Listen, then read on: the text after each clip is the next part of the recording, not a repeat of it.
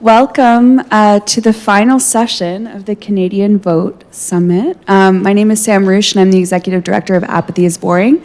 We are one of the leading sponsors of the Canadian Vote Summit, and also my face has been on rotation. I was also a member of the advisory committee for the conference, and it's so nice that so many of you are still here. Obviously, it's been a very full couple of days, but I hope you're all leaving with lots of food for thought. Apathy is Boring has been a partner of the Democratic Engagement Exchange for as long as I've been there, at least 7 years, and I'm a longtime co-collaborator and conspirator of John Beebe. So first of all, I just want to thank the Exchange, Kat and John, for all their hard work in putting this conference together, and for the amazing speakers that they've brought together. We're a supporter of this conference primarily because we believe it's important that we all have conversations about democracy, and not just about the things that we want democracy to accomplish, but actually the system itself that allows us to do that. And I think we've all heard, as Nahed Nenshi was saying this morning, we've all heard all of the risks and threats to our democracy, but I hope you're all leaving also thinking about the opportunities that exist when citizens come together to talk about the things that matter. I'm very pleased and honored to be introducing this final session. This session is about youth. Apathy is Boring is a youth organization, and we're focused on increasing the participation and involvement of young people in our democracy. So this session is going to be Youth, the Road to Power, ? Which I'm excited to pass the mic now to Daniel Stockemer, who's going to be moderating the panel. And again, thank you all for being here, and hope to see you next year. Thank you. So yeah, thank you for all of you to be still here at the last session. I think it will be an important session, and we'll be have 3 speakers. I'll first give a little bit of an overview on like what the research says on youth representation and what youth who make it to Parliament, how they feel their position in Parliament is. And then we have a discussion with 2 young people who have run successfully and unsuccessfully, and to hear their experience. So what I will do, I will introduce the 2 panelists, and then I will give you like a short overview presentation, and then we'll move into the discussion. I thought I've prepared only 3 or 4 questions, and I thought we spend a little more time engaging the audience, because also today is supposed to be the day where there's more audience engagement. So I hope to have about half the time ready for a discussion between like us and the audience. And I would also ask you, when you ask questions later, to either direct them to one of the panelists or to the whole panel. So without further ado, it's my big pleasure to introduce my 2 co-panelists. So first is Sabrina. Sabrina is an experienced political advocacy and communication professional who has worked extensively with civil society and non-profit organizations, both in the Canadian and international context. Sabrina has been involved in politics in both Ontario and Alberta since she was 21 years old. In 2021, she ran the federal Liberal candidate for Calgary Centre. She ran as the federal Liberal candidate for Calgary Centre in the federal election. Most recently, she served as the campaign manager for the winning campaign of Mark Sutcliffe in Ottawa. Sabrina has also served as an international election observer, being deployed in Zimbabwe and Sri Lanka, as well as co-chair of the 2018 G7 Youth Summit in Canada. Second is Alex Wilson. He's a city councillor of Hamilton, and Alex is an avid volunteer, committed environmentalist, and experienced organizer with a proven extensive track record of working together with neighbors and communities to create positive change. Elected in 2022 as a City of Hamilton Councillor, Alex represents the communities of Dundas and Flamborough in Hamilton's Ward 13. At the time of the election, Alex made history as the youngest councillor ever elected in the post-amalgamation City of Hamilton. Before the election, Alex worked as the legislative assistant for a local MP and official opposition environment critic Sandy Shaw. So these are the 3 of us, and so what I will do now is I'll give you a little bit of an overview of what the research says on youth representation. So the talk is entitled Youth Without Representation, the Underrepresentation of Youth in the Canadian House of Commons.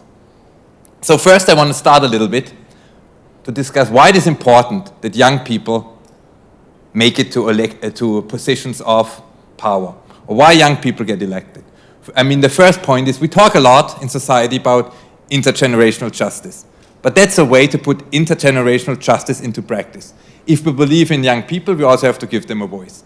So bringing in young people, more or less proportional to their share in the population, might be seen as a way of fairness and also as a way to bridge the generational gap.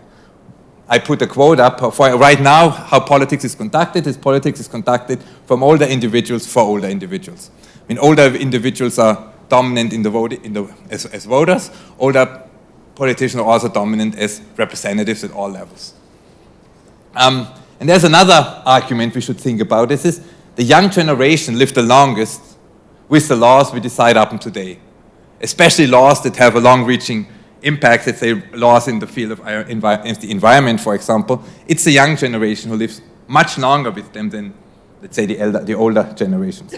And more concretely, there are differences in opinions. I mean, on the aggregate. Of course, on the individual level, there's a lot of variation, but on the aggregate, younger generation have different preferences than older generation. We can see this in like progressive issues, we can see this in issues of gun control, we can see this again in the issues of the environment. And most, or equally importantly, maybe even most importantly, we talk about apathy. And potentially one way to combat youth apathy is to bring them back into the political sphere and give them some power. So one way, in the increase of youth representation could be one way to combat political apathy. And here, where we are right now, we have what I would label this vicious cycle of youth alienation. So youth today, they know much less about politics than youth 30, 40 years ago. They are much less involved. I mean, there's always been a generational gap between young and older people. But if you compare the youth turnout in the 60s and 70s and youth turnout now, youth turnout has gotten much worse. And there's a lack of political representation. And we are right now in this vicious cycle that all of these three components reinforce each other.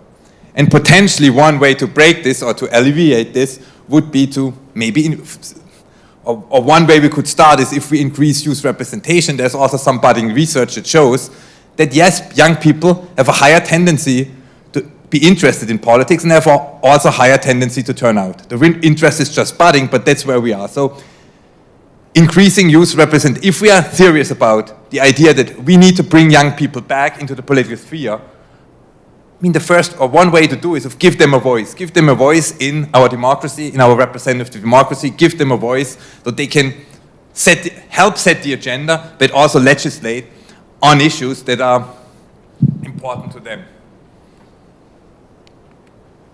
No, that's the wrong way, sorry.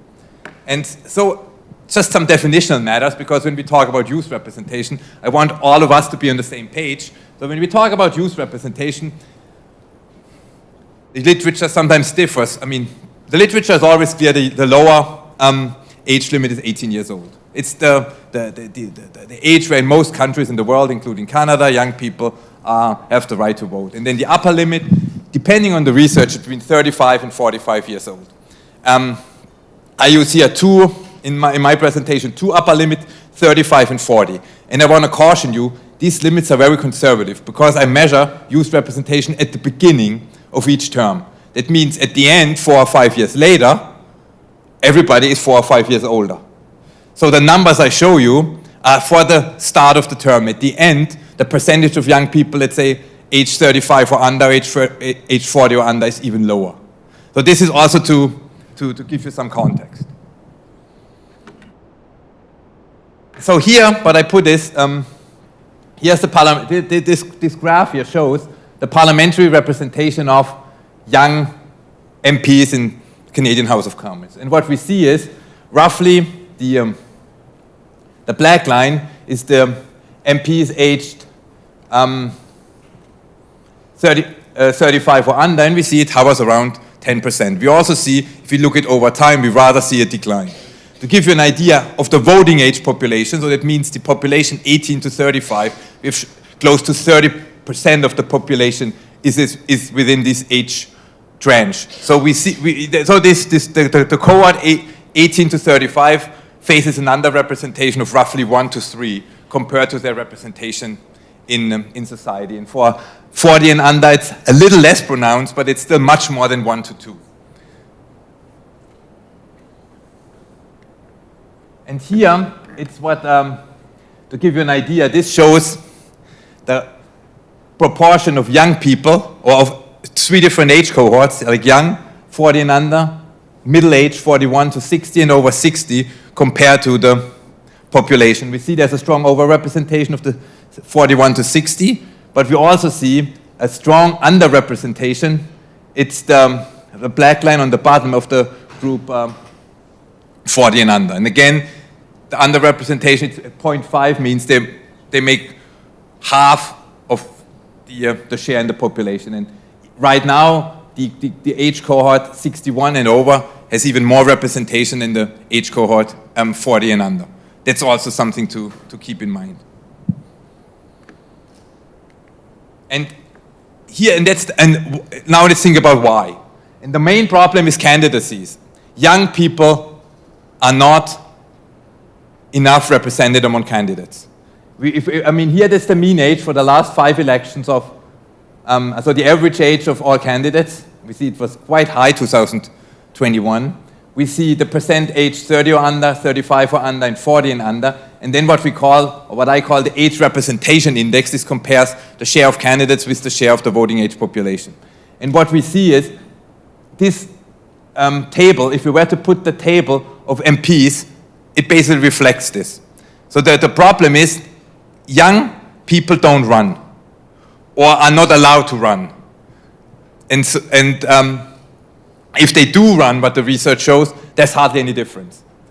So, but the issue is that the problem is, if you look at the pipeline of representation, candidates, and then from interested people to candidates to elected MPs, the problem is right at the beginning of the pipeline, that we don't have enough people being as candidate. And of course, the question is why. And when you talk to politicians, sometimes they tell you, oh yeah, we don't find a young person willing to run. I think that's, sorry to say, I think that's nonsense. Per riding, there are 10,000s of people, and if you were to look, you would find somebody who fits your ideological credential and has the capacity to do it. It's mainly entrenched in the system that older people are preferred by the parties. We can talk about electoral capital, so they want people that have electoral experience. We can talk about party capital, that means people that have been in parties for quite a while. And of course, we can talk about the incumbency advantage. That means there's very little turnover in Canadian elections because most of the seats are safe. The turnover is, depending on the election, 10 to 15%. So it means also there's very little spaces that open up. So now, let's move to those that make it, or those that run as candidates. And I did a survey for the 2021 election by them to ask them, okay, what's your experience as a candidate? And this includes everyone, not only young and others. And one of the questions was, is this problematic that so few young people actually get elected? And I think that's, in my opinion, a problematic figure. Less than 50% of the candidates say no. Parliament doesn't need to, the question I ask is, should there be some kind of congruence? Should there be some kind of resemblance between the representation of young people in the society and young people in Parliament? And more than half of the candidates say, no, that's not an important criteria.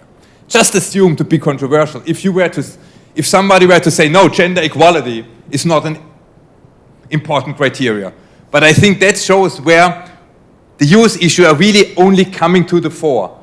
And also, most other outgroups, or all other outgroups have basically increased their representation. But as you could see, youth, not at all. And this is a worldwide trend. As an example, the US is even worse. In the US, we have 3% of 18 to 35 in the House of Representatives. That's an underrepresentation of 1 to 10 with regards to the population. And then I asked them, okay, would you agree with term limits? Would you agree with quotas for young people, even if it's just 10% or so? Only 20% say yes. So no political will of any proactive measures. And then, if I just take the subsample of young candidates, I mean, roughly a third of the young people, it means 40 and under, of the sample said they have experienced some kind of discrimination while running. I did a similar survey worldwide, and there it was more than 50% who said, I've encountered some kind of discrimination. And here are some quotes. For example, from young MPs in Canada. People take you less seriously of a young person, especially if you have a baby face. I definitely remember the feeling I received at several doorsteps and a few media interviews from older men that undermined my legitimacy as a candidate because they perceived me as an experienced, naive young lady. So there's also the intersectionality aspect in this. And grow a beard, then maybe I'll talk to you. So these are like experiences candidates told me.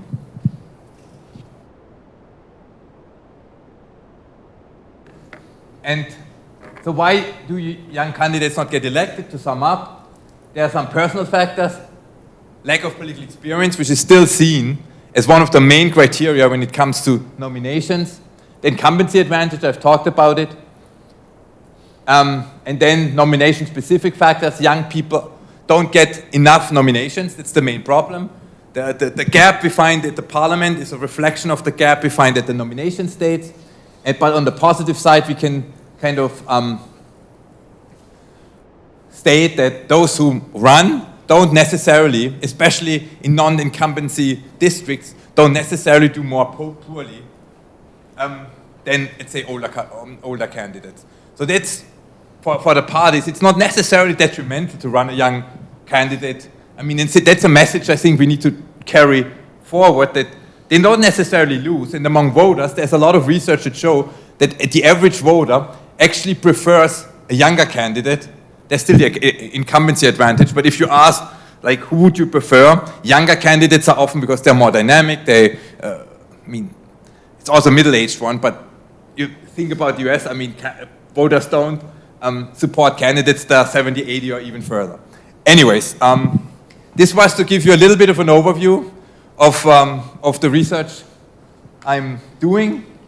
I'm also like self-promotion. I've created a data set on youth representation in parliament across the world. So you're interested in any country. We have over time data. You can access this. I do the same right now for cabinets. This data set should be coming soon.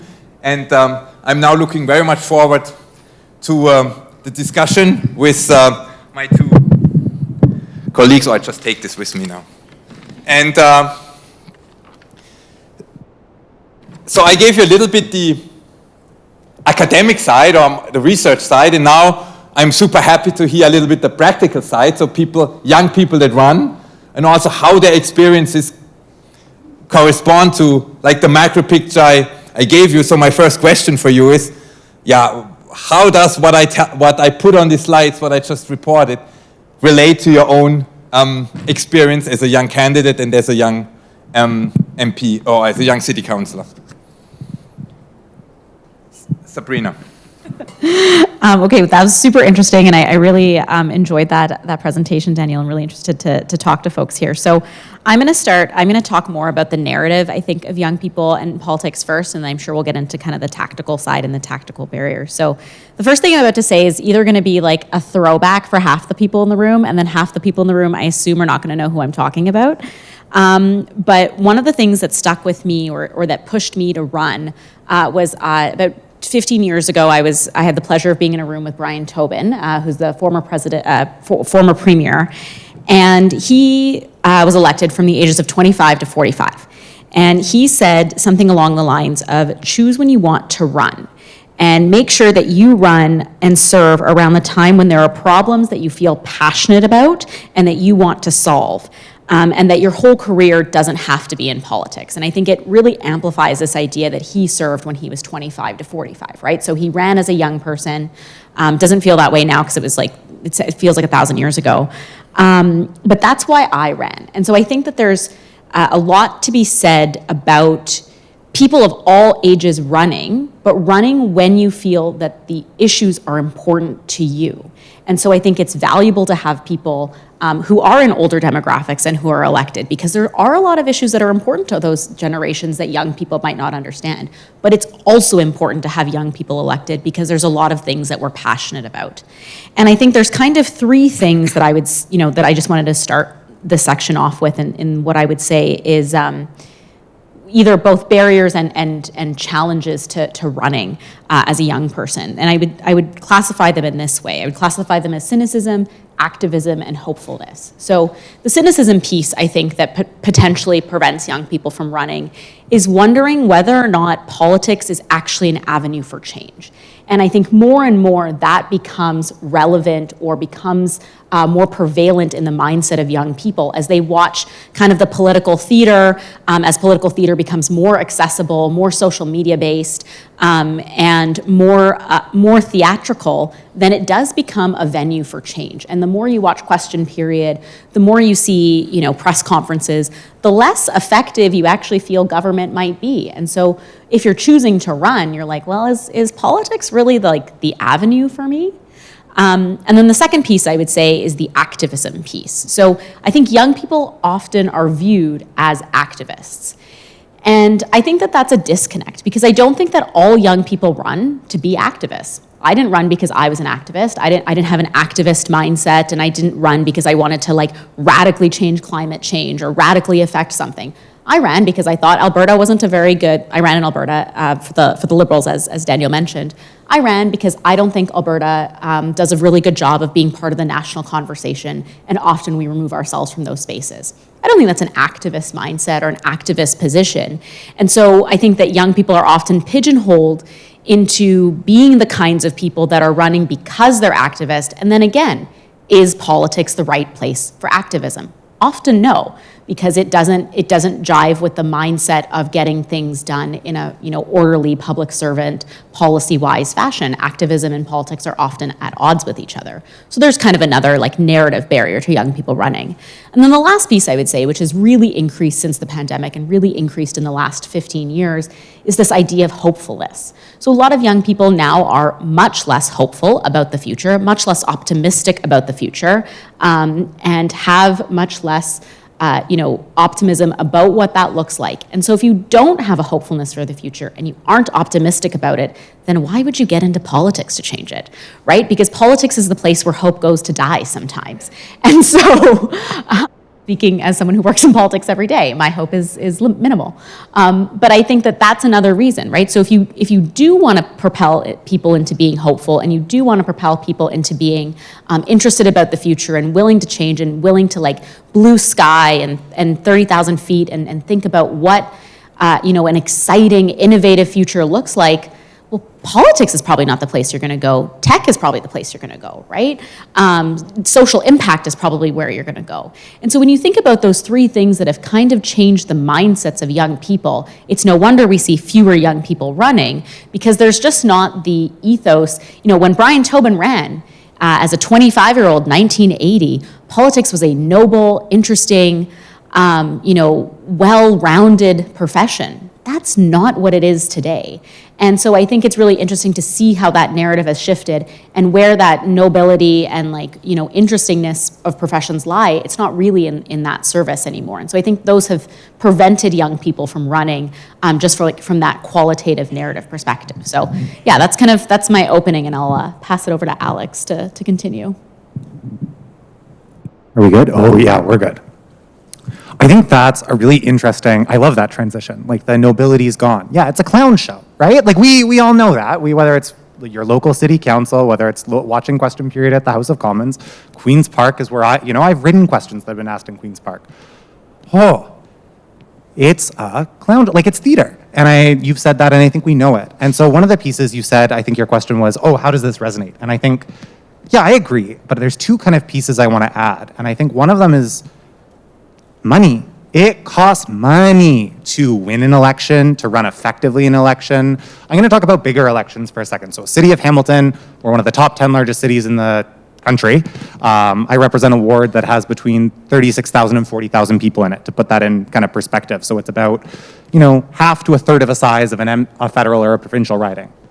It's maybe, different local elections can be of different sizes, and so this won't necessarily be there. I took 4 months off work. I had banked vacation days for an entire contract. Thank goodness I was a unionized employee. And all of the savings I had after that 4-year contract were my personal contribution to the campaign.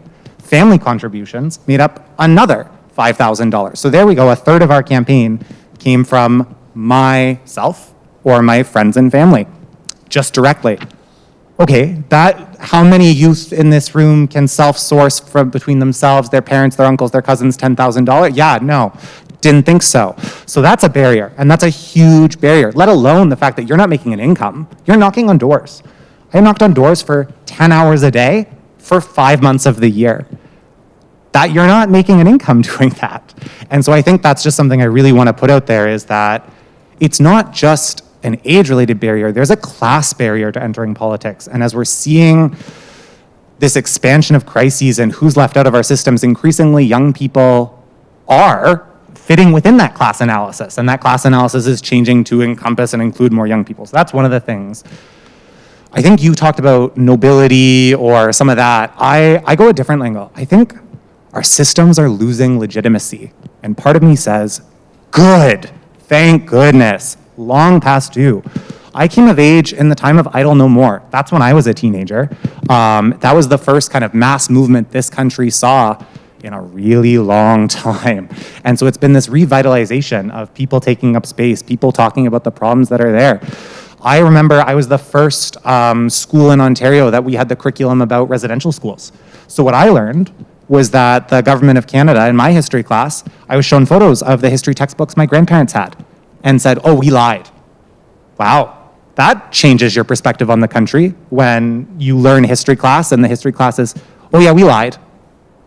And that really, we're owning up, it's good that we have these things out there. But that changes, especially when no one can afford a home, the economy's getting worse and worse. There's a lack of legitimacy. And so if there's such a high barrier to entry, talked a lot about hope. I think I changed that to a legitimacy question, is a lot of these systems and structures just aren't working for people. I'm seeing nods in the room. And so the question becomes, is this how I want to spend my time? Is this a risk that I want to take to do it? And I think for me, the answer was, and I'll throw it back to you soon, but I think for me, the answer was, it's not an individual question. It's about a collective question. That's really it, is I asked other people to run first. I was a campaign manager. I wanted to be behind the scenes. I hate this. I'm not a handshaky person. I'm not a baby kisser. That's not me. I love behind the scenes work. But the people I asked had young kids. They couldn't take time off work. They hadn't been thinking about this election for 2 years, because that's what, campaign managers, you've been a campaign, that's what we do. We're 2 years out, we're thinking about the next election. And so there was that piece. And so I think that other piece is, we talked about lack of political experience. In the same way that you wouldn't become a doctor without going to med school, running a campaign is a specific set of skills. And I don't want to erase that in that. I think there are barriers to entry, there are barriers to education, but there are also ways to overcome those. There are ways to share that knowledge, to teach people as well. And so I don't think it's always that lack of political experience, but sometimes, we have a lot of people, regardless of their age, coming into our campaign office going, I've never seen a campaign organized like this before. And it's going, yeah, there's a reason for that, and hearing what folks' experiences were, and they hadn't necessarily been a part of a training. So I come from party politics. I learned how to do the work in a very specific way. I learned what I didn't like about that system, and we changed it when we were in control of that. But it was really helpful. I just wanted to have that system and structure and to have those learning experiences as well. Thank you. So I have a follow-up question to both of them. It's what should change in the system to make it more interesting for young people to run? I mean, how the system could change so that it becomes more accommodating for 20-year-olds, 25-year-olds, 28-year-olds to say, I take the leap. I want to put my name forward to run at any level. I mean, we can talk from the local to the national level, but because the problem is there are not enough candidates. It's basically the main issue. So what could politics do, or what could be done, or civil society, or anyone to, have more people like you, basically? I'll give two quick ones and then throw it. Folks who are considering running, who maybe don't meet that demographic, have to be willing to step away. We work in a first past the post system, like frankly, so you can't have 3 people running as a progressive candidate if that's how you're going. Like, you're not going to win. There's a huge push before writs and nominations to control who's on the ballot, so you have maximizing your chances of your candidate or your section of the demographic winning. That's huge. I campaign managed a younger person in the 2018 municipal election in the McMaster area. We were the first people on the ballot. Oh boy, was I not the first person on the ballot when I registered, because it told everyone something. If they can do it, if that young person with no experience can put their name forward, I can. We need the opposite. We need folks to say, oh wow, that young person's put their name forward. How can I support them in doing it? So when I put my name on the ballot, I waited the last second, because we knew once we put our name forward, there's gonna be 10 other names that jumped right on. Because, if they can do it, anyone can do it. So I think people have to not be willing to run, and we also have to be encouraging and asking, but I'm saying that in the context of the electoral system we have, that it's about how few people can you get on the ballot to maximize your chances of winning. That's a bad system. But within that system, I think it really does come to making space for young leaders to go forward and not put your own name forward as a result, potentially. I think there's a couple of different things that speak to what you're asking. I think, first of all, we've kind of had this conversation offline, and I'm happy to bring it to the stage, but I think there's a real difference between running in party politics and running in municipal politics and for city building. I think party politics is interesting because the structures do exist, that there's you know how to like go and get your nomination papers, kind of what the structures are. But often those structures are set up, like party politics is not democracy. Parties are a private club, and that's how nominations are run. And so if you are a young person seeking to be somebody who's elected at the provincial level or at the federal level, you have to learn how this private club works. And it's quite challenging and quite daunting unless the party opens up more avenues to get young people into the system, understanding how that system works from an early age. So I think from a party perspective, I think it's really, really critical that youth wings of all parties exist and facilitates the journey of a young person through that party. I joined to the shock of, I'm sure some in this room, I joined the Progressive Conservative Party in Alberta back in 2012 because it was the only party basically in Alberta. And it helped that there was a youth wing for me to attach myself to, because I was able to be around other young people. I was able to understand the party system. I understood how the boards worked. I understood how the constituency association worked. I understood how nominations worked. And the thing about becoming elected at the provincial or federal level is that you can do everything right. You can fill out your nomination papers, you can raise the $5,000 that you might need to run a nomination, you can start knocking doors, you can have a list of people, you can have signed up members, and then the leader's gonna say, nope, we don't want any of these people, we're gonna put this person into the party. Or we're gonna put this person into that nomination race. And so that fuels cynicism. And so I think if there's not enough young people around the table at the party level, making change, sitting on the boards of parties, elected in those roles, there's national roles at parties, there's provincial roles at parties, there's constituency level roles at parties. If there's not enough young people at the table to stand up inside the club and say to the leader, that's not appropriate, or say to older party officials that we don't want that. We want protections for young people who are choosing to run in these ridings that you can win, first of all. A lot of people choose to put young people and women into ridings that they can't win. That's not helpful at all. But I think that that's a really important step. And it's almost like a hidden fact, right? Parties are such small, inclusive clubs, and people aren't part of them. And once you get in there, you're what is this weird place that I'm in? And so that's why I really think the youth wing of parties is so important, because it removes that hesitation for you to be involved, and it removes that hesitation for you to be kind of mystified and what's the word? Intimidated by what's happening in that system. So I would say that's my number one thing for provincial and for federal. And then I think, to Alex's point, this idea of money. So I think that there's a lot of parties that set aside funds for women to run. There's like a specific fund that you can access. I think that has to be true for young people as well. Because again, you're taking so much time off of your regular day job, and young people or independently wealthy, like people who are not independently wealthy, don't have that opportunity. And so unless you do have parents who are like, oh yeah, I'm super rich, I'm gonna be able to fund your life for the next 6 months while you run, it's almost impossible. And so parties also have to make it more accessible for you to be able to run from a financial perspective. And part of that includes promoting you to fundraisers, making sure that they have available access to fundraisers, making sure that there's a pool of money that you can maybe access as you start your nomination or as you start your first campaign. And I think those two things would make a really fundamentally tactical difference to how you can engage in politics. Thank you. Maybe I can just add to that. There's a lot of research in Sweden. Sweden is one of the few countries where actually there's balanced representation of all age groups. And in Sweden, all the major parties have strong youth wings. And when we talk, to youth members, we did it a little bit in other research because my collaborator is Swedish, and we found that these youth wings were tremendously helpful to make the transition from the youth party to the mother party, and they've also a tremendous stake in the mother party to promote. And in Sweden, it's even, that bad, that because the youth wings are apparently so strong that older people feel discriminated.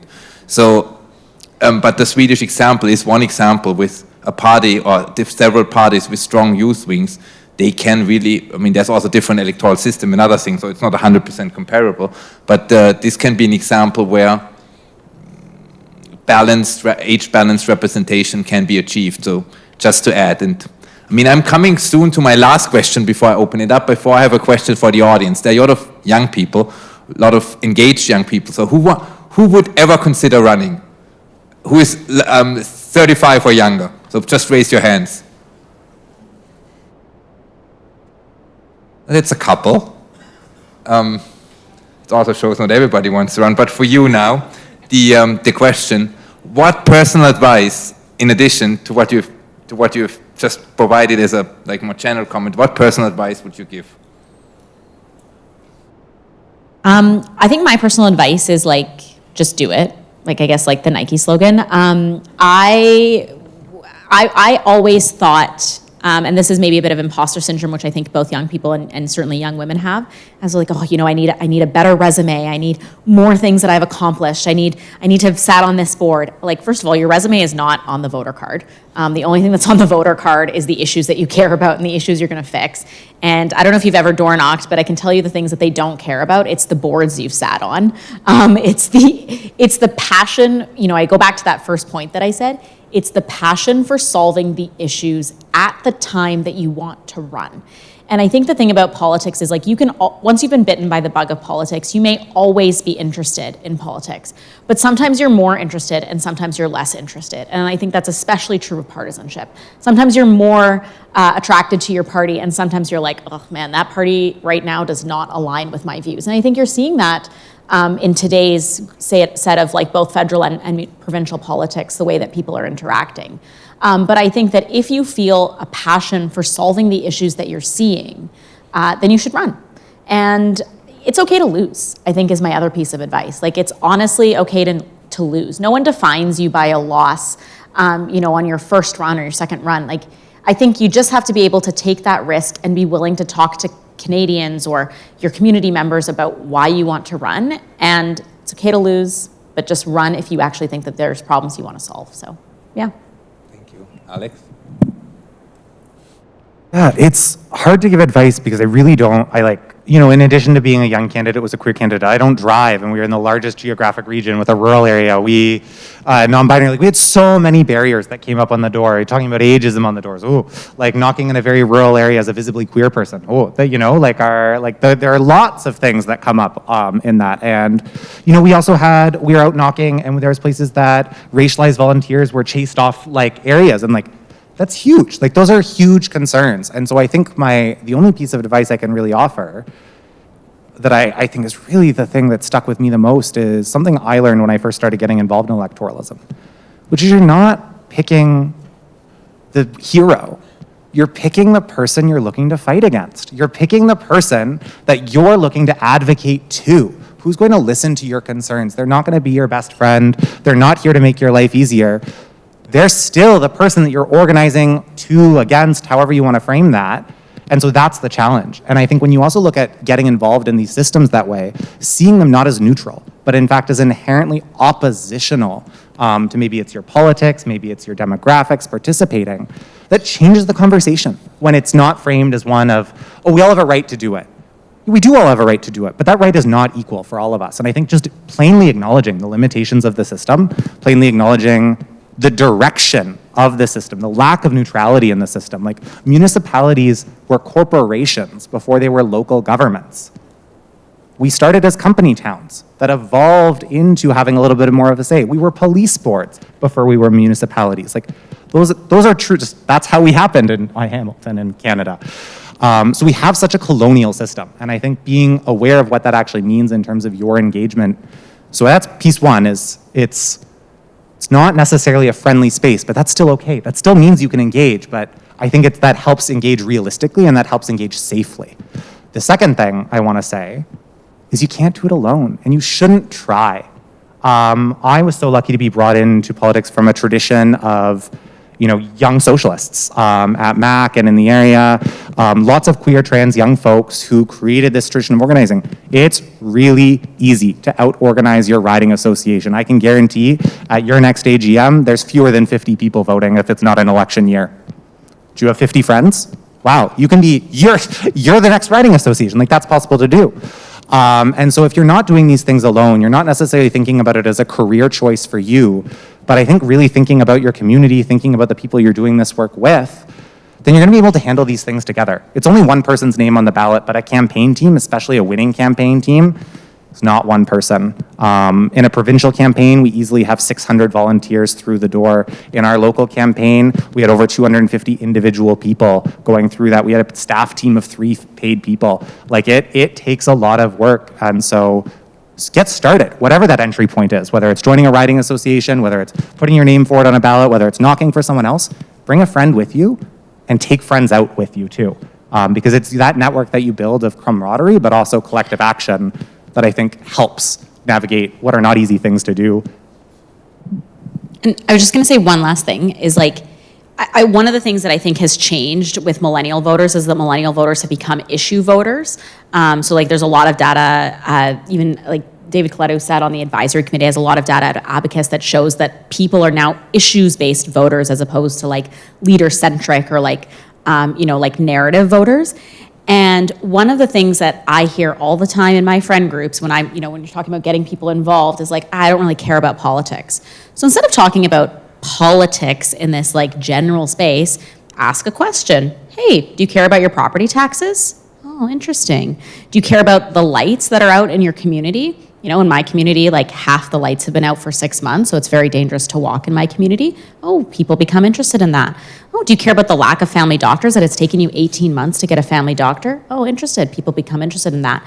So when you talk about issues in that way, you can be like, oh, did you know that this is a political issue? Like, oh, yeah, okay. So I think the way that you engage people as volunteers or people as part of your team is that you actually just have to take away this idea that like politics is this weird big thing to talk about, and talk about the issues to move it forward, even as a young person talking to an older generation. Like, I think that is a really important part of getting involved in politics. Thank you. Now I open it up to the audience. And as I said before, you can either ask a question to one of us individually, or you ask a question to the whole panel, and then we'll see who is going to answer. So we are looking forward for your questions. I don't know if anybody's walking around with the mic. If not, or you can use mine. And then I have There's another one.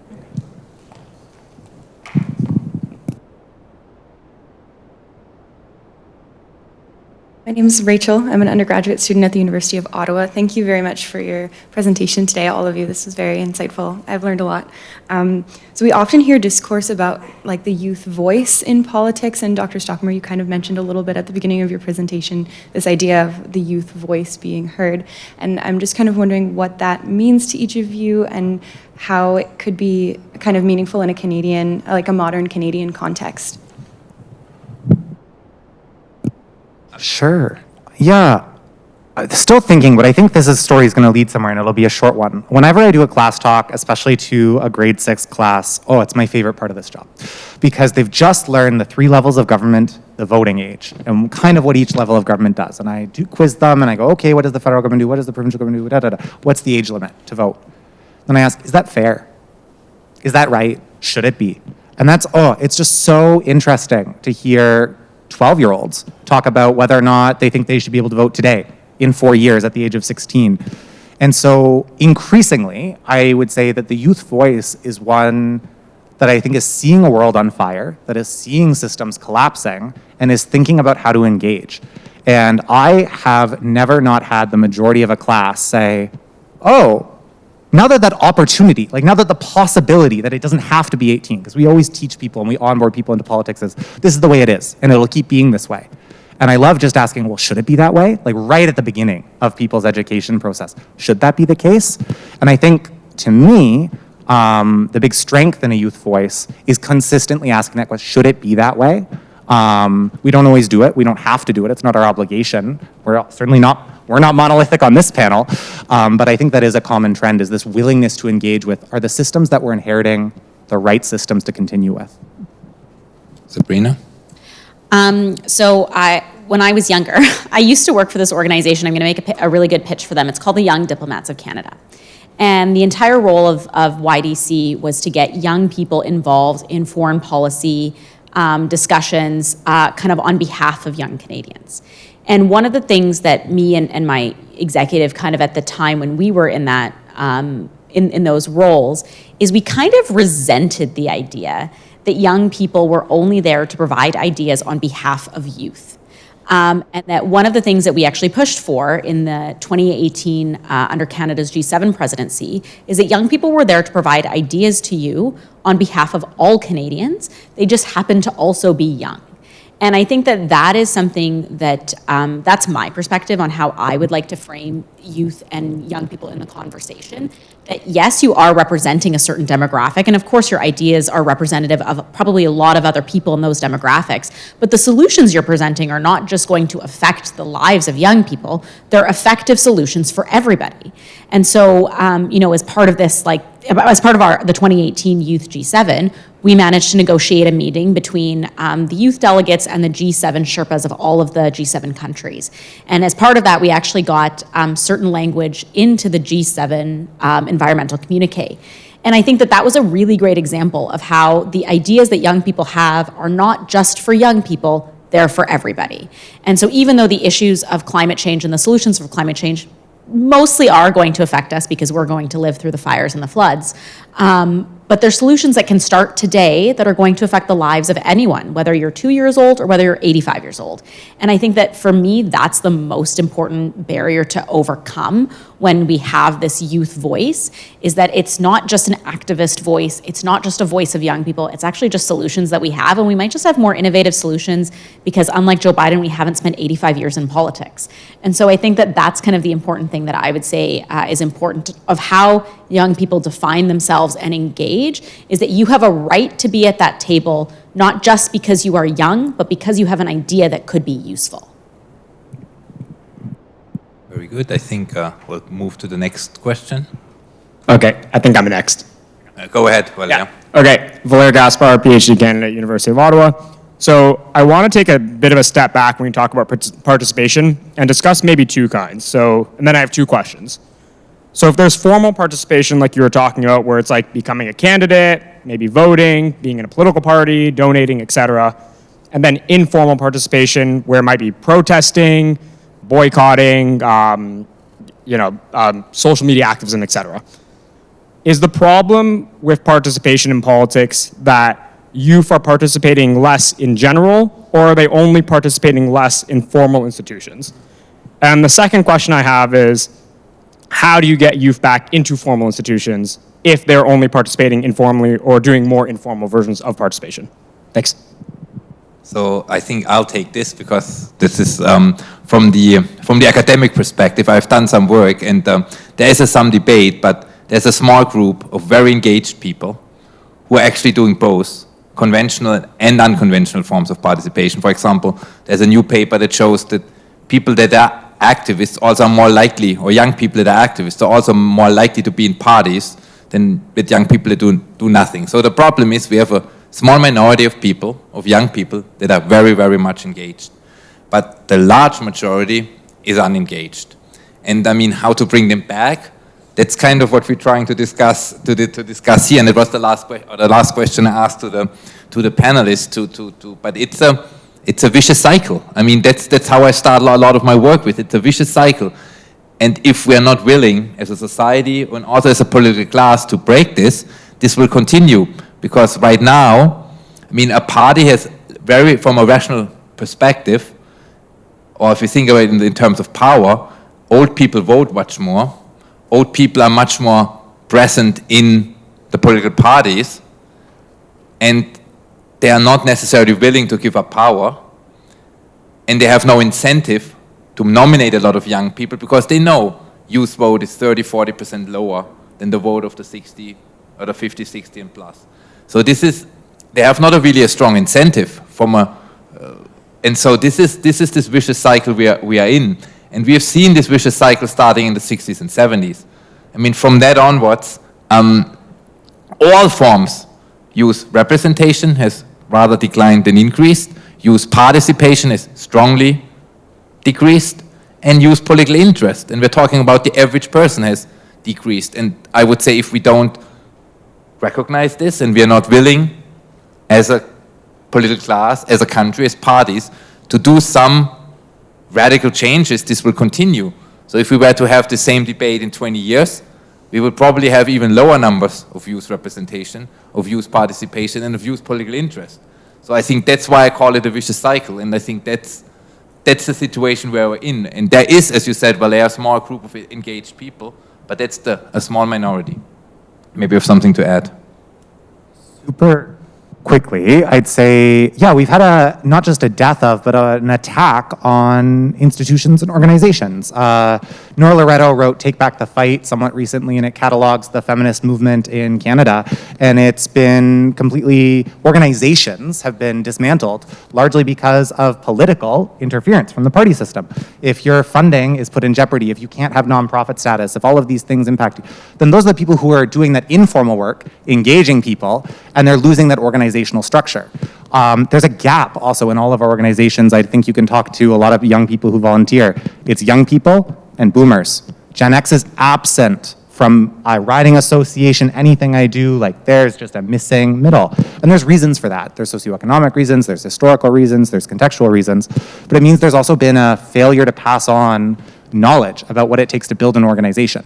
Because formal participation is organized.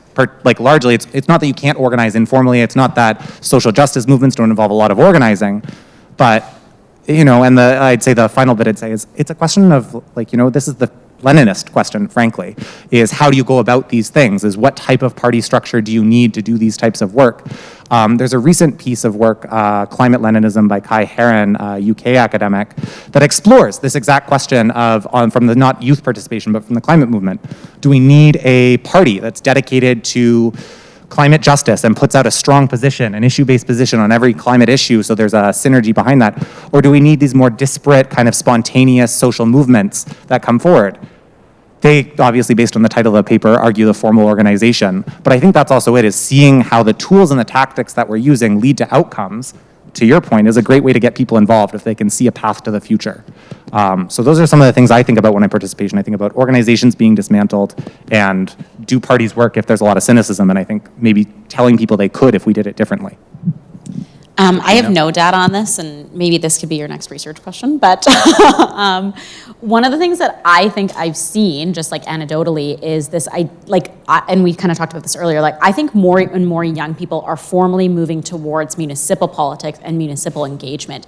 And I think whether or not you look, whether you look at kind of the age of mayors or the age of city councillors across this country, it does tend to be a lot younger than when you look at the age ranges of parliamentarians, whether they are municipal or provincial or federal parliamentarians.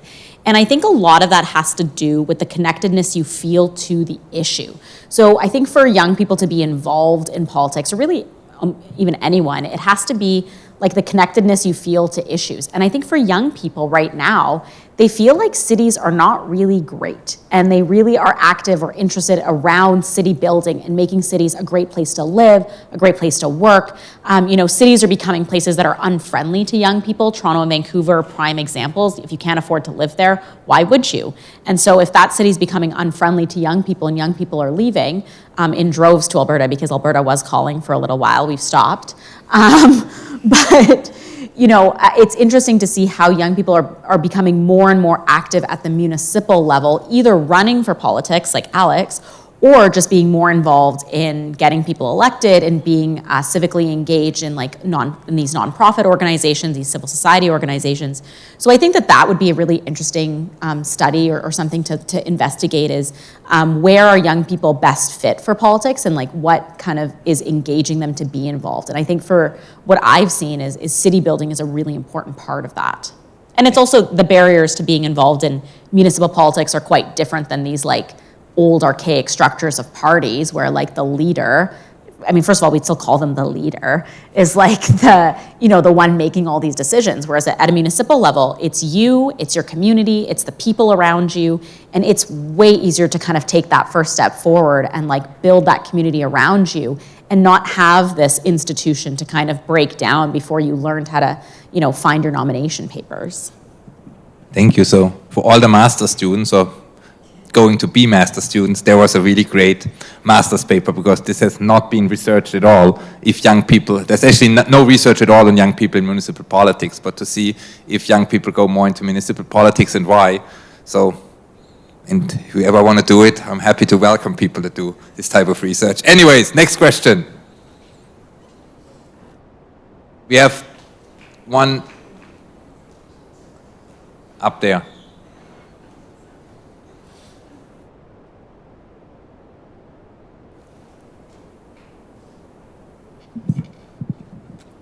Stand. Hi. This question is for Alex and Daniel, because Sabrina's kind of made her views clear. As a young person, I'm actually very worried about the rhetoric in terms of the campaign going on down south in the US relating to Biden's age, which verges on ageism, in my view. Do you think that when we make age an issue of campaigns, a negative issue, something candidates can be attacked for, even if it's against older candidates, does that not sometimes come back to harm young people? I'm interested in the research and in your views. Do you want to go or should I go, Alex? I'm happy to start because I don't think I'm going to give a very satisfying answer. I think if it hasn't come across, I'm not a liberal, small L. As in, I don't believe that focuses on individuals and identity are the way to necessarily have these conversations. I think having conversations about power structures and systems are much better ways to engage in the structure. So if I was asked that question, or if someone was doing that to me, I don't think it's about, the boomers shouldn't have that power anymore. It's about having conversations about how over the past several generations, we've been de-skilled as a people, and that's maybe why young people aren't getting there. So yeah, I would say, it's not specific to ageism. I think my critique is to, I won't say identity politics because that's such a term, but I think to small L liberalism, this focus on the individual, the atom, the atomized person, as opposed to communities, power dynamics, policy. Those are all things that lead to better conversations. So yeah, I think maybe not a very satisfying answer to the question, but I think for me it's a bit of a sidestep to say, yeah, I don't think that's a helpful question to ask for that reason, but yes, it could also lead to other consequences as well. I might want to add to that, and we are not advocating that there should be a complete overhaul of the system. I think what we are advocating is that there's a strong imbalance, and we need to rectify it at least a little bit, or we need to recognize it and rectify it a little bit. And coming back, I got a similar question actually right now because I'm one of the few people who does research, especially also in the US. I had a journalist who asked me, you should stop doing this, because if you do this, you help Trump. Because for Democratic voters, age is a much bigger issue than for Republican voters. And if you bring, if in the New York Times, if the the more progressive newspaper, there's a lot about age that might alienate younger voters more. But I think this is a false excuse. I mean, we have an extreme situation in the US with two candidates that are close to 80 years old. And I think that, I don't want to go into the question, are they still fit to office or not? But but in general, the class in the US is so old. I mean, in the Senate, average age is 65. In the House, it's 60. There's a complete disconnect between the majority of the society and also between in the US, I mean, bringing back the question of identity, the identity or the makeup of the generation, like 20 to 40, is completely different than 60 and plus. And in the US, I mean, in the US is also the country. We started yesterday talking about trust in democracy. The US is one of the countries with the least amount of trust. And I think one reason is there's such a big disconnect between young people. I give you one example, for example, gun control. Republicans and Democrats, 35 and under, are in the majority for stricter laws. Republicans and Democrats, 60 and over, are strongly in favor of the laws we have. And this reflects what we see in Congress. There was not a real debate. It was not even a debate or like agenda setting. And I mean, if we take this seriously, I mean, the democratic backsliding, democratic in danger, the US is a perfect case where, and I give you another example. In the US, the last time pension reform has been debated was 1972. And why is this? Because campaigns, they have like senior desks. They have nothing like youth desks. So in the US, everything is geared towards the elderly, I would say. Or not everything, but a lot of things. And to say, hey, people are dissatisfied with democracy. And among those who are the most dissatisfied are the young people. And why are they so dissatisfied is because the political class doesn't just represent them anymore. And I think this is a legitimate point when we talk in the broader picture about trust in democracy, trust in institutions, which we need to bring up. Because, I mean, if young people don't engage with the institutions we have anymore, then democracy is in big trouble. And that's what we see. This is what we see in the US right now. I don't know if it was just dancing around your question, but I still think the idea that, especially in the US, which is like one of the oldest democracies we have, and there's a more than a generational gap between the average age of the population, the average age in Congress, and a complete disconnect. I think these things need to be brought forward. If like people like us, if we care about democracy, if we care about the future, we need to see, okay, how can we make this society a little more inclusive for everyone? And I mean, I said it before, in the US, in Congress, 1 to 10 is the ratio between age 35 and under in the House compared to the population. Less than 3% of House members are 35 or younger. And it means that there's a whole age cohort that's not represented at all. 40 and under is 7 or 8%. I mean, in the Senate, it's even worse. So this is the situation we are in. And there's only that much discussion right now because it's so extreme. But to say, to bring up a systemic problem that has been in the making for 30, 40 years, this is ageism. I mean, we had discrimination, especially in the US, for young people for decades now, if you look at the downward trend. And I think this is now the iceberg, and I can come back to you also a little cynically. You know why this question comes up with age? Because, I mean, I think Trump and Biden sometimes forget names, they forget places, they talk to I'm not sure if they're always, and then these questions come up, are they mentally fit or so? But this was the entry into the question about what you call ageism, or what, isn't it fair? So, but if we're at that point, I think we need to realize there's something wrong in the system for a very long time.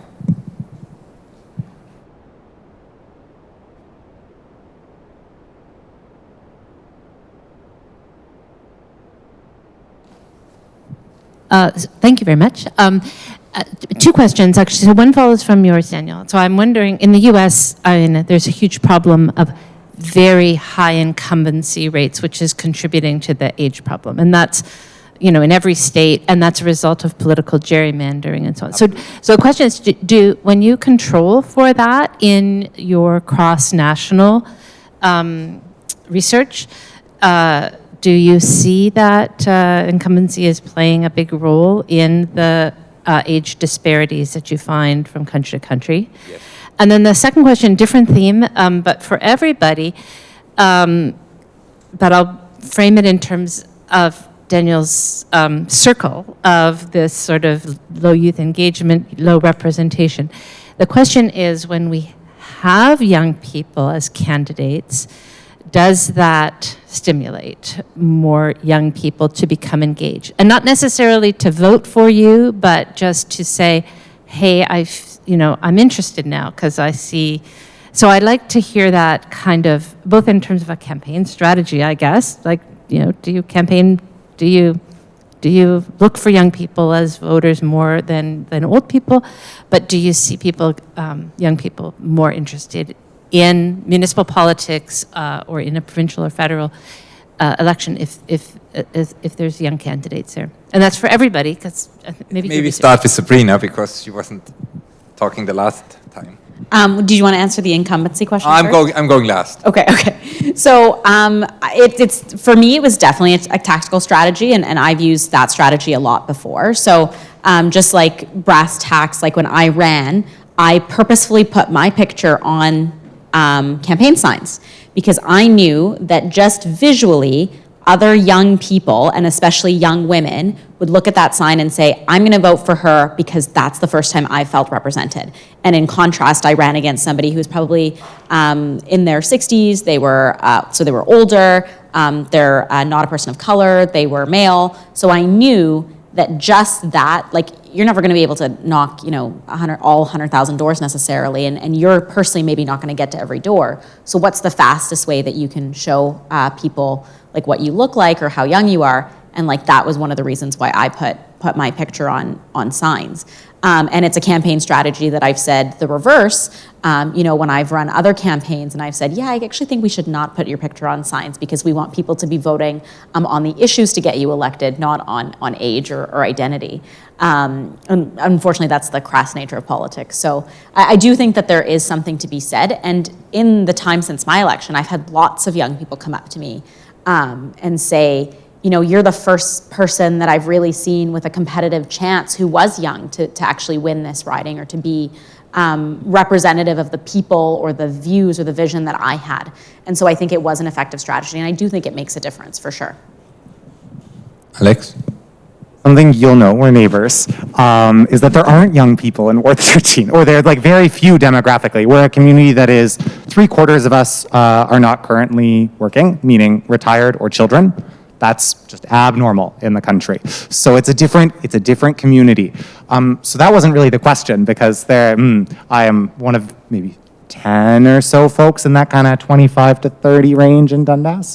So there's not a ton of us for lots of reasons, homeownership, like many reasons behind that.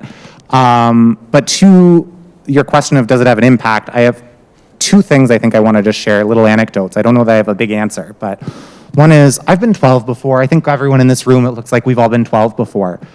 Who was cool when they were 12? Because I wasn't. But on election day, I remember walking home, and because a lot of the local schools had played the debate in their class as part of engaging people in the thing, the number of little kids out playing that were like, are you Alex Wilson? I was cool to 11 and 12-year-olds. And I don't know if that's going to change things 6 years down the road when they're participating in the election, but like, hey, that's a first for me. And I think that is meaningful and it does lead to things. What does it lead to? I don't know. So I have that. But what I will say is, in a like campaign strategy perspective, it can be so effective in getting out the vote for non-voters, which is such like in like the niche of campaign strategy. You generally are identifying voters. You don't really care about, and especially in a partisan system where people know how to do that, you're just being like, oh, who do you normally vote for? You're trying to find the people who are most likely to vote for you because you don't have enough time to talk to everyone. And then you have to remind those people to vote. And that's what an election is. It's finding your supporters and then annoying them until they get to the polls. But What do you do with non-voters, or people who don't regularly vote, or who are occasional voters? Young people and tenants, generally speaking, fit in this. And so not a young person example, but a tenancy example. When we are knocking in when we were knocking in apartment buildings in the ward, talking to folks who felt disenfranchised, their rent keeps going up, they don't have protections, I was in a two-way race against a landlord.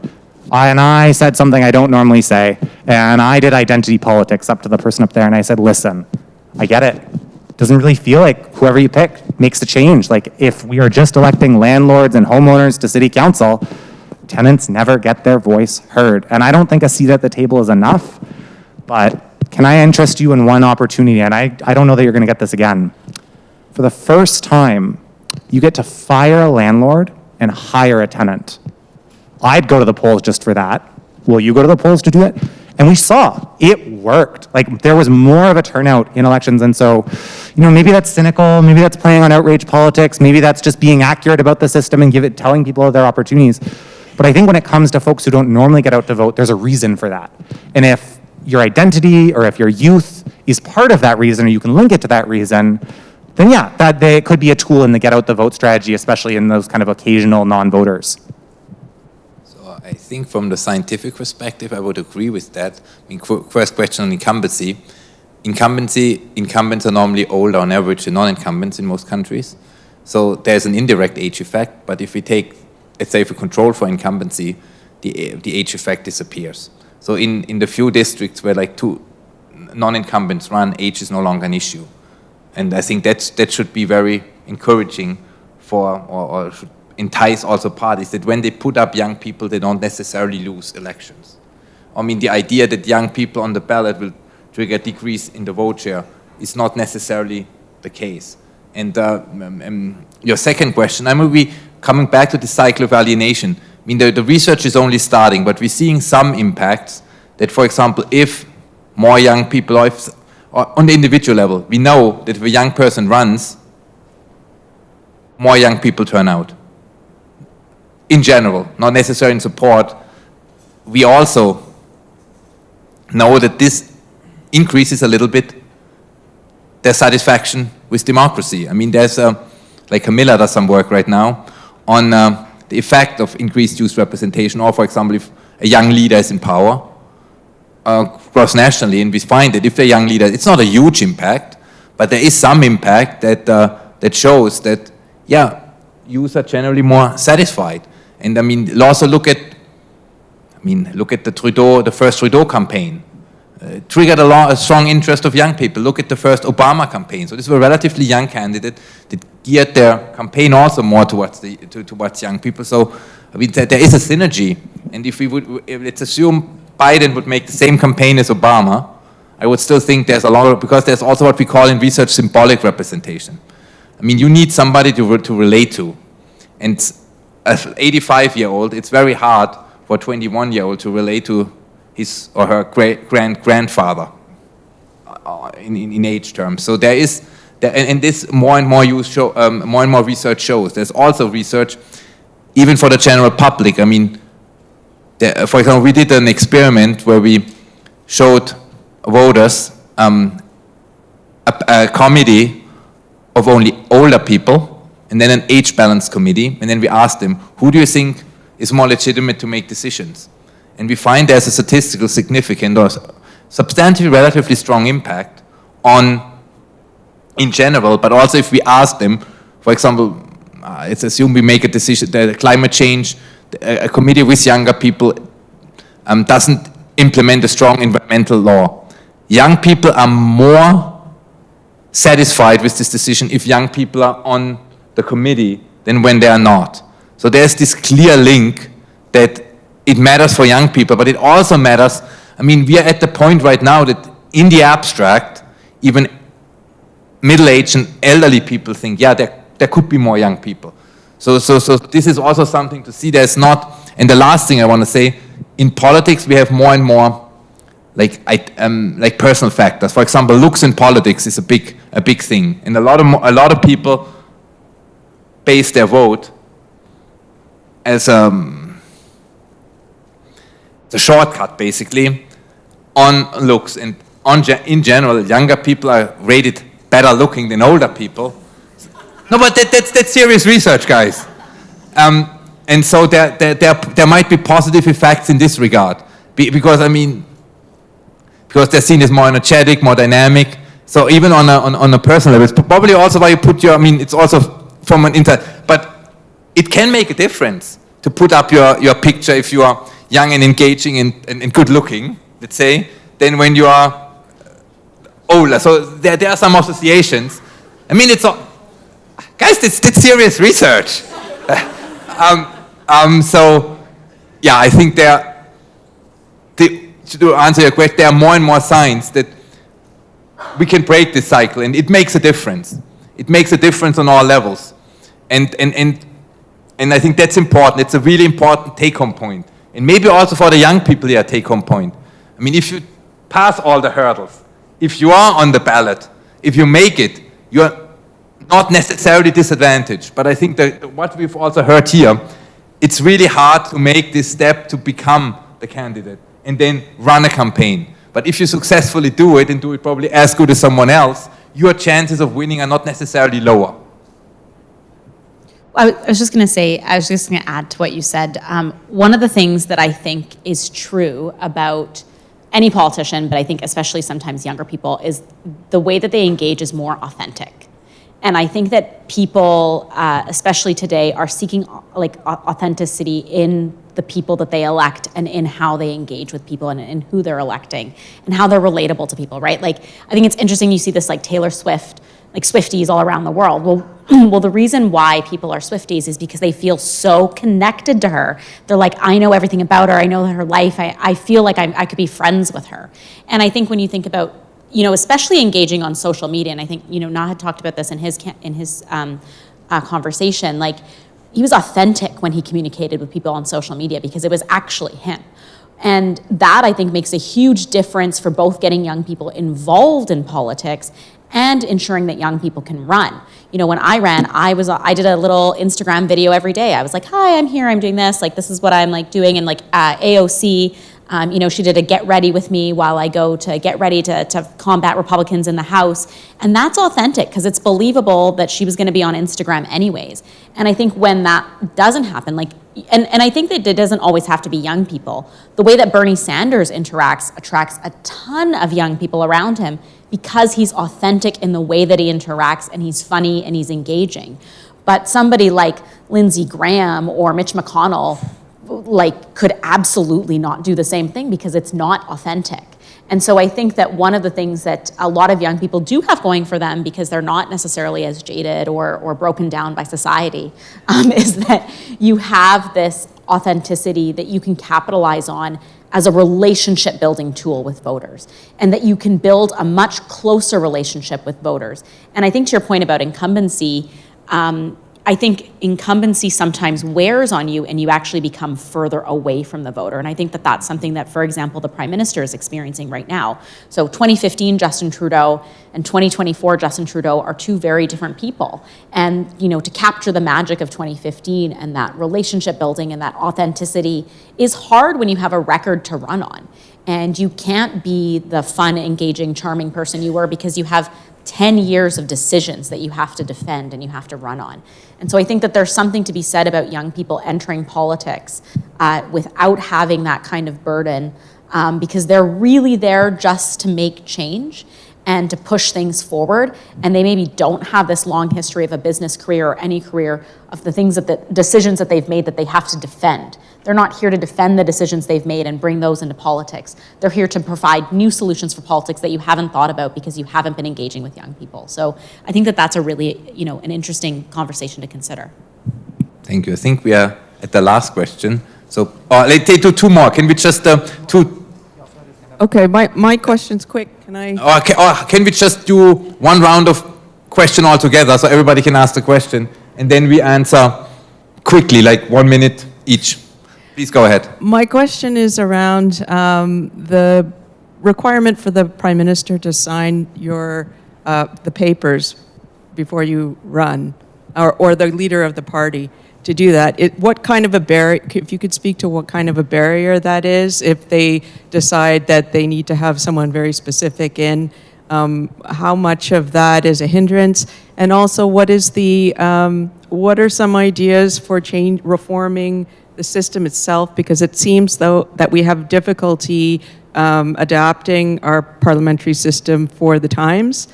Yeah, just a quick question about that. Can you pass the mic over? And then there was one more, I think. Sure. Great panel. So my question is, we see that the youth participation is going down, but historically, youth participation and involvement was high, right? So, and if you think about, Alexander the Great, these were young people that led men or, led countries, led nations. So my question is, what has changed in the dynamic or in the makeup of the youth that you think is maybe making them not as interested? And then, if you could pick one thing from that era that we could learn and we could leverage to maybe bring back the old days a bit and get more youth involved, what would that be? Can you pass? Thank you. John's going to be mad at me for asking this question at the Canadian Vote Summit, but I've found the fascination with voting and elections kind of odd. What do you think democracy is outside of those things, and where do you think young people can get their hands around the living democracy if voting and elections and those things are not really serving them? I'm biased on this issue, but I always feel like voting is that's the hiring process. But what else is democracy to you, and how are you living that outside of this? Please. I will try to tackle some of these questions as much as I can remember. So just on the question about party politics and the nomination process, I think my simple answer is, unfortunately, parties are clubs, and sometimes you have to play by the rules of this private club. So as I mentioned, you could have your paper signed, you could be running a nomination, you could be halfway through your nomination period, and then someone else could become the candidate. And that's just kind of the unfortunate way that parties work. I think there's a lot of things to be said about changing parties, but that has to come from the inside. Like, you have to be a member, you have to work hard at being part of this EDA, and it's easy to take over constituency associations, but it's still a pretty big, not fast-moving private club. So that's just kind of the nature of it. I think to your point about democracy outside of elections, it's really interesting that you asked that question, because there's a lot of people that I often say, actually, I don't think you should run. And I say that because I think that the change that they're making outside of elected office is so monumental. I have this friend, Lorda Swan, who I'm gonna pitch here for a second, and she runs this absolutely incredible food rescue service in Calgary. And she's been instrumental in changing food security in Calgary. And, I've often said to her, I think that the change you've made outside, connected to your community, working in your community to actually solve a problem that people are facing, that elected officials and politics and policy has not been able to solve, is more effective and more valuable to our community than it would be if you were a sitting councillor. And I think that you have to be able to recognize what is the right solution for a policy problem or a citizen problem that would allow you to make that difference. And I think all of those things are democracy, right? So whether you're engaged with your community, whether you're engaged with civil society organizations, whether you're in the back rooms of politics. And I think that's also important that we didn't really talk about here, but the machinery that runs government is filled with young people. Most of the chiefs of staff and press secretaries and policy advisors in the federal government today are sub 35. And it's almost always been that way. And so there's lots of ways to be engaged in politics and be monumental in making differences without being the face of it. And I think that that's really important. And so, but I will say, to the context of why I think this conversation is being had today about voting in elections, is I think that the integrity of that process is currently under threat. And so I think it's important to think about the other ways you can make change, but also recognize that the integrity of elections and the fundamental integrity of democratic voting is under threat. And I think that that's, to the credit of CVS, I think that's a great reason to be here today. So, yeah. Alex? Yeah, so there are clubs, and I'll say the clubs have different rules and engage differently. In 2018, the Blue Club in Hamilton, West Ancaster, Dundas was using the 407 data scandal, printing off utility bills in a school gym, and the police investigated it, said, we know this happened, we confirm it happened, we just can't prove who did it and who knew, so we're not laying any charges. And that wasn't atypical in that election year. So the clubs have different rules, different processes, and I think we're seeing things differently there, and I'd just add that. So it is a barrier, but I come back to, if you approach this as a fight and you approach it as your kind of, these systems aren't meant to let you in, you organize around that challenge differently. It's not fair. We're not playing, no one here is playing on easy mode, especially if you're trying to make change. But I think if you accurately describe the what you're actually up against, well, then it's a matter of organizing. And it may be a lot of organizing and a lot of work, but it becomes an organizing challenge as opposed to a popularity contest or something else. To the, what do we do to reverse the trend? How do we get more young people involved? We used to have young people engaged.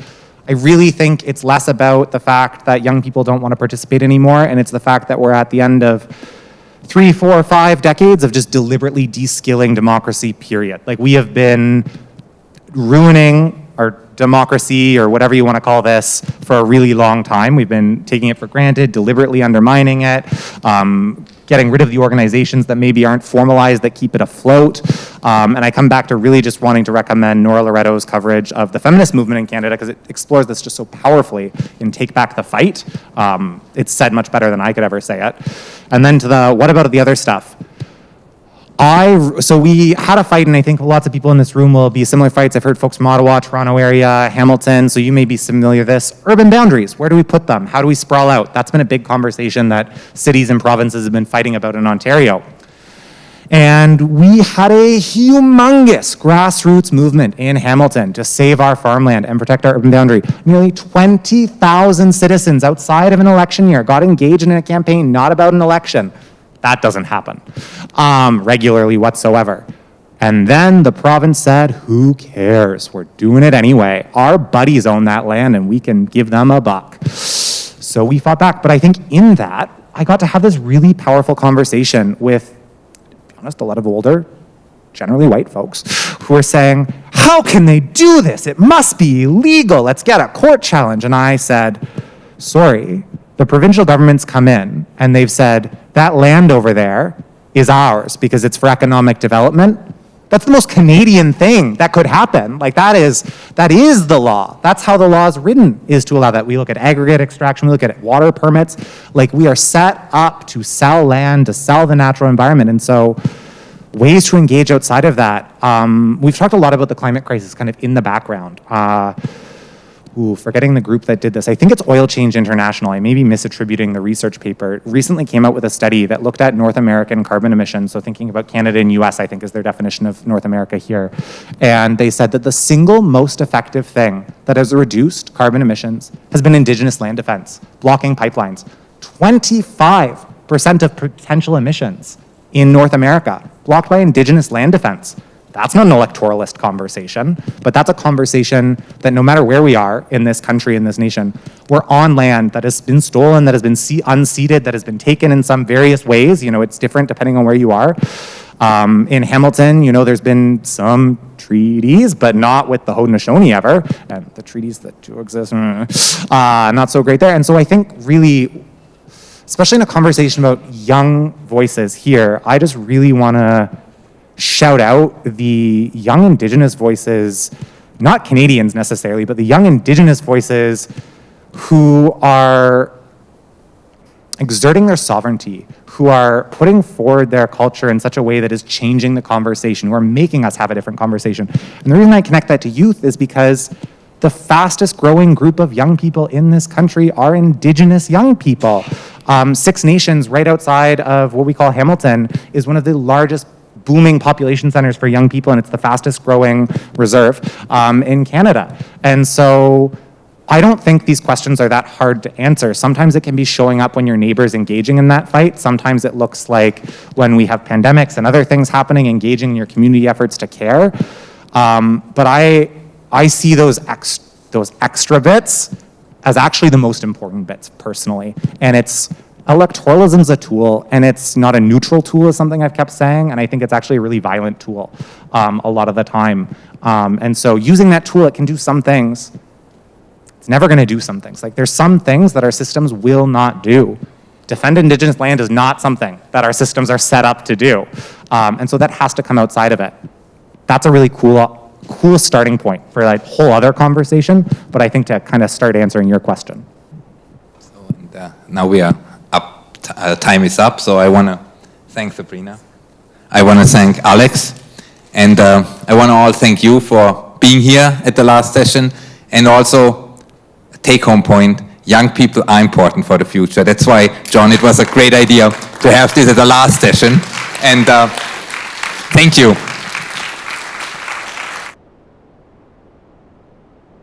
Yeah, thank you, and thank all of you. I think, I love this idea of young people both serving as representatives of, a group of our community, but also serving, all of us, and that role is critical. But I want to thank all of you for being here, being part of these 2 days. I just want to do a quick little temperature taking here.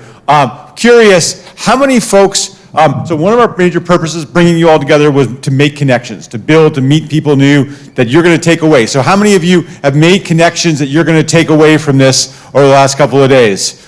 Amazing, amazing.